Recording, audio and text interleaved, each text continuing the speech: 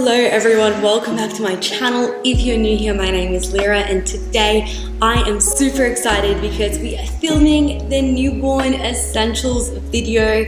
Every second time mom or every expecting second time mom like myself, I feel like loves doing this video because we all have major purchase regrets or some things that we were unexperienced and wish that we had actually had. So this is my version of that. If you're new here, my name is Lyra and I film videos about motherhood and our lifestyle. I'm a new YouTuber here and I would love if you could hit that subscribe button. Now let's get into it.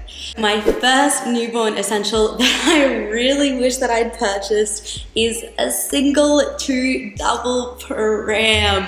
I cannot emphasize enough, if you're a first time mom especially, and you think that you might have a baby in the next couple of years, that you consider a single to double pram with the option of adding an extra seat over just single prams. My very first pram I loved, I really did love. However, now I have to consider buying a second one and I just really wish that I'd bought a single to double pram, bottom line. My second newborn essential, now that my tot is going to be 2 years old and my baby is going to be on me all the time, is a baby carrier. I'm going to need this even more so with baby number 2, but I loved my baby carrier with baby number 1. This is my ERGOPOUCH baby carrier. It is a bougie one. You do not need a bougie one, but if you are considering buying one of these, I definitely love the design. I think it's a beautiful carrier and it is quite comfortable, except sometimes it can be harder on the hips. If you would like a full review on it, I have done a full review on it on my channel and I'll pop that link down below for you guys. I also bought a baby wrap for this baby, but I mean, I don't know if I'm going to be using it yet or not. One thing I can guarantee that you will use is a carrier. So go ahead and purchase a carrier or a wrap or just something, because it is so easy to do some cooking or some cleaning whilst your baby is strapped onto you. Like, you will not regret this purchase. Newborn essential item number 3 is also going to be somewhere where you lounge your baby, or you can put the baby down that is not your bassinet or cot, and that you can watch the baby whilst you're doing your own thing, catching up on work if you're still trying to do that, watching TV, pumping, all of the million things that motherhood brings. And my favorite baby lounger at the moment is a Docker Tot, but any kind of lounger or rocker or bouncer I would recommend. I personally really loved having a baby lounger over and above baby mats, baby rockers, swingers, whatever. I have had all of them and I can honestly say, if I were to go back and do it again, I would just buy one really good quality baby lounger, because it is just so good to put a baby down somewhere they're nice and comfy. But in saying that, with this second baby, they might like a rocker more. My first one just didn't really like it, but they were very happy in a baby lounger. Essential number 5 is going to for sure be a co-sleeper. I am so thankful that I bought a co-sleeper over a bassinet. I mean, I've probably said this like 10 times in other videos, but I really am thankful that I bought a co-sleeper, because it's just so easy on your postpartum recovery and like fostering a connection with your newborn, to place your newborn into a co-sleeper rather than a bassinet. It is the best, and I am so thankful that I chose that option over a traditional bassinet. When I did use a traditional bassinet, it really hurt my back and my stomach, especially when I was going postpartum, and all of my muscles, I swear, were like strengthening themselves from birth and from just having to lift up a newborn all the time, your back gets really sore and your shoulders get really sore, and so you do definitely start growing and developing different muscles. I swear, I don't know if any other second time moms notice this, but you do. And picking a baby up all the time, putting them down from a bassinet, like that extra movement of the picking up can really hurt. So this is why I really recommend getting a co-sleeper.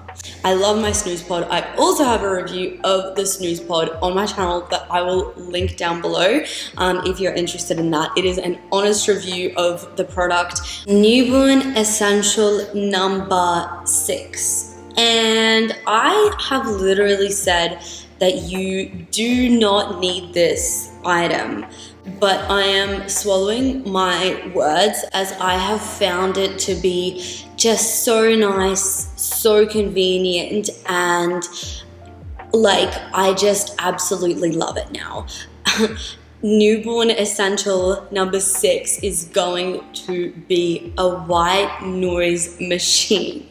Now, my alternative previously with my first baby to a white noise machine was just using an app on my phone with the white noise. Now, that worked perfectly fine, but what I am noticing now is that we are still using a white noise machine with our toddler. So it is a purchase that you're not going to let go of. It is going to just stay around in their room. It is going to serve you very well. So I'm really swallowing my words here because I was like, oh no, you do not need this. Now I'm like, oh yes, you do need this. I ended up buying a Glow Dreaming for this baby, which I'm actually using for ourselves. That is a diffuser and a white noise machine in one. I also have a Yoga Sleep white noise machine in my son's room. That is really good as well. And my travel sound machine or white noise machine is going to be the ERGOPOUCH Drift Away white noise machine. That is a rechargeable one. Be sure that if you are going to purchase one, to purchase a rechargeable one rather than a battery one, because battery ones are a pain.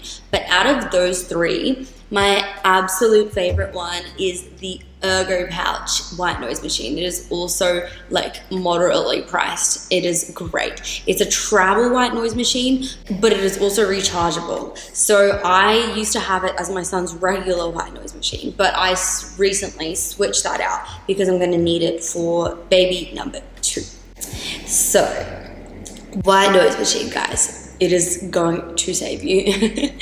And I'm also going to pack one in my hospital bag. The next thing I found to be extremely helpful for my first baby, and I just bought a new one for our second baby, is a baby bath. So I'm talking one of these. It's still got the tags on it. This is a silicone baby bath.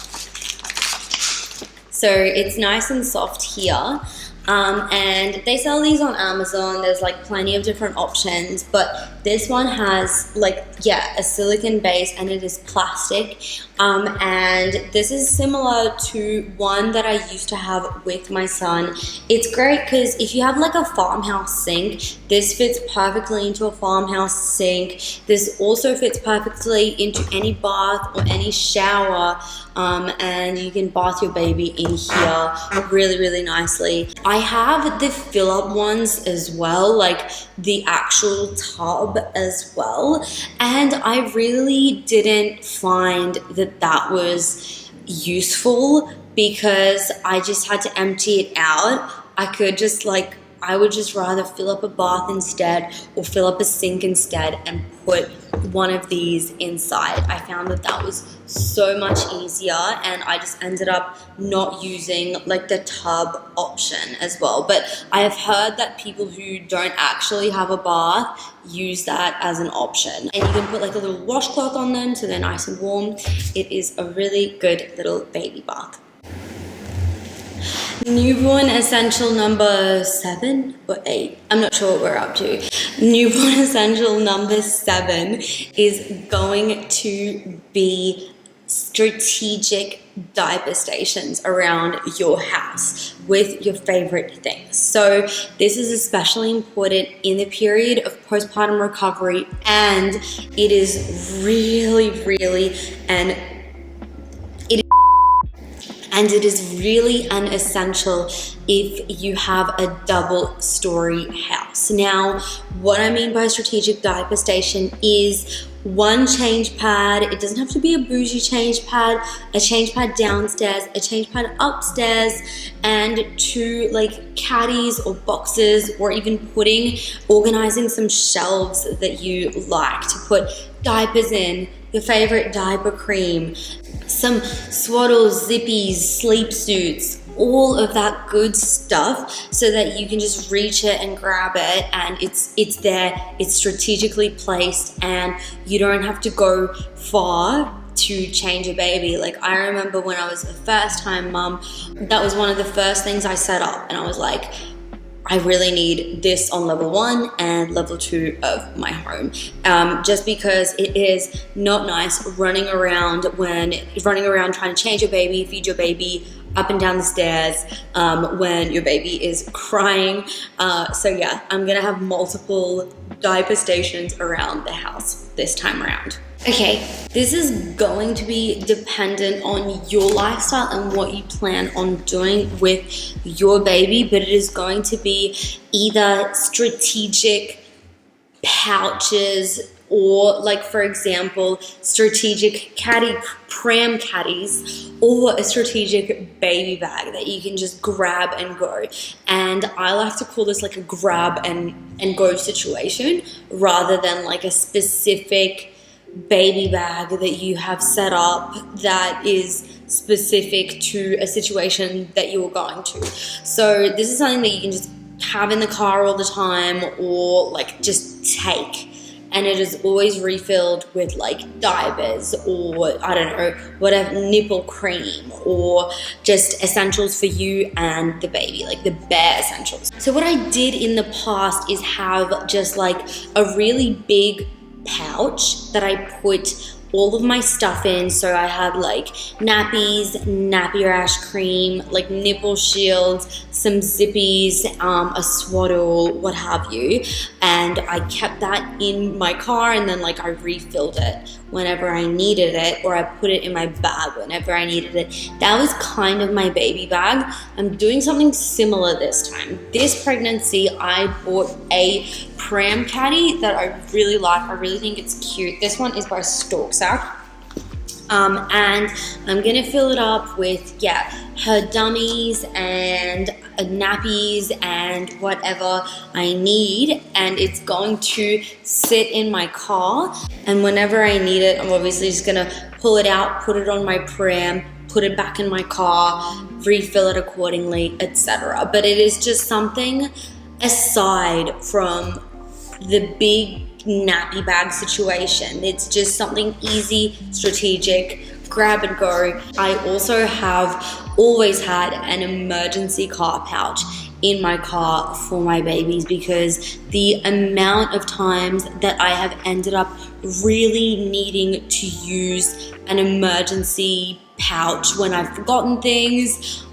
Couple of times when my son went to the hospital, unfortunately, it's been a lot. So I also highly recommend that you have not only like a strategic or main baby bag, but like an emergency kit somewhere in your car as well, just in case something happens and you need to run and you forget something along the way. Because the last thing, like with a toddler, I feel like you can get away with it, but the last thing that you want to do with a newborn when you're going out somewhere is forgetting items, forgetting things. It can be such a pain, and so I'm gonna try and avoid that this pregnancy, or with this newborn, as much as humanly possible. Now I want to talk about clothing.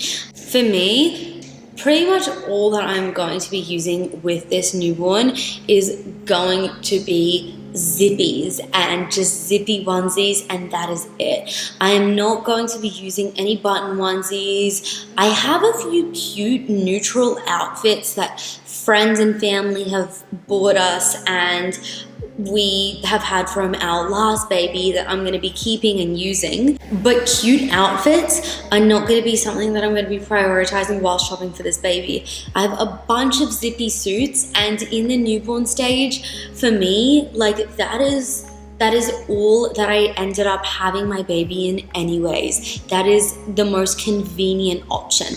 Buttons were a nightmare for me, and other like cutesy clothes, they're really nice for your outings. If you're like someone who goes out a lot, then I feel like by all means go for it. But for me, it was just not something that I found helpful, and the zippies that I just used on repeat all the time, and the buttons and other outfits just kind of stayed there. And so it's not going to be wasteful for me because I have baby number 2 on the way. But if you're not sure what to dress your baby in, I feel like just buying a bunch of zippies and maybe singlets to go underneath for layering is perfect. Clothing item number 2 that I have bought this time that I've invested in is zippy swaddles. So Sleepsuits or sleep sacks in the US, you call them, I think. Just like zippy suits that you put on top of zippy onesies, if that makes sense. So instead of swaddling the newborn, like that is what you put them in. I think you call them sleep sacks in the US. I'm not sure.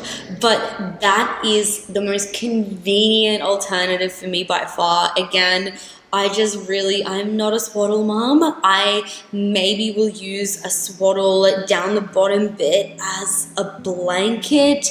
That is the max I will go.